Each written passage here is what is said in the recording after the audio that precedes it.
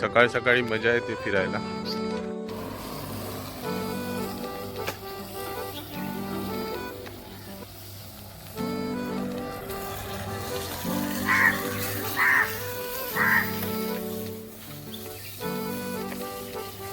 हे बघा, हे बैलाला धुतायत. कष्ट कोणाला चुकले नाहीत. या बैलाला बघा, ही गाडी बैलगाडी सज्ज आहे, त्यालाही कष्टच आहेत. काय शेणात लोळलेला काय?